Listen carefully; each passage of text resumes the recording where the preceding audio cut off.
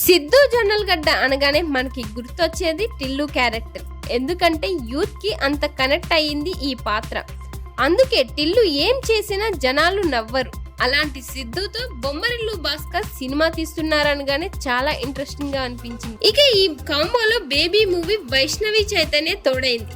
మరి ఈ ముగ్గురు కలిసి చేసిన జాక్ సినిమా ఎలా ఉంది? సిద్ధుకి మరో హిట్ ఇచ్చిందా అనేది చూద్దాం. జాక్ సినిమా ఒక రాయికి ఒక శిల్పానికి మధ్య జరిగిన కథ, తాబేలుకు కుందేలుకు మధ్య జరిగిన కథ, ఎర్ర బస్సుకి ఎయిర్ బస్ కి మధ్య జరిగిన కథ అంటూ భాస్కర్ చెప్పారు. పబ్లో నేరుడా అలియాస్ జాక్. సిద్ధు జొన్నలగడ్డకి చిన్నప్పటి నుంచి దేని మీద ఎక్కువ కాలం ఇంట్రెస్ట్ ఉండదు.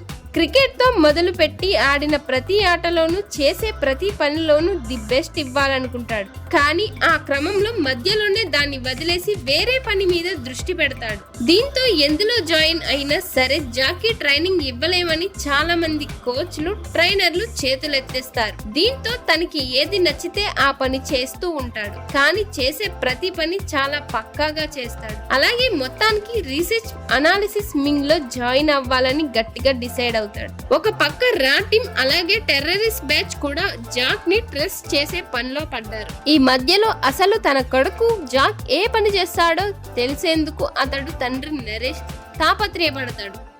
ఇది తెలుసుకునేందుకు ఓ ప్రైవేట్ డిటెక్టివ్ వైష్ణవిని సంప్రదిస్తాడు. మొత్తానికి ఆ లేడీ డిటెక్టివ్ కారణంగా జాక్ రా టీమ్ కి చిక్కుతాడు. అప్పుడు అసలు జాక్ ని రా టీమ్ సెలెక్ట్ చేయలేదని తెలుస్తుంది. ఆ బాధతో ఎలాగైనా ఆ టెర్రరిస్ట్ గ్యాంగ్ ని పట్టుకోవాలని జాక్ నేపాల్ వెళ్ళాడు. మరి ఇందులో జాక్ సక్సెస్ అయ్యాడా?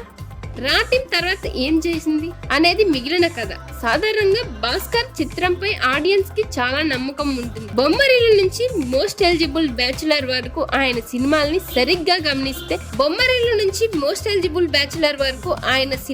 సరిగ్గా గమనిస్తే హీరో హీరోయిన్ల క్యారెక్టర్లకు చాలా బలంగా ఉంటుంది. ప్రతి పాత్రని చాలా స్ట్రాంగ్ గా రాస్తారు భాస్కర్. అందుకే సినిమా ఫలితం ఏదైనా సరే ఆ పాత్రలు మనల్ని వెంటాడుతూనే ఉంటాయి.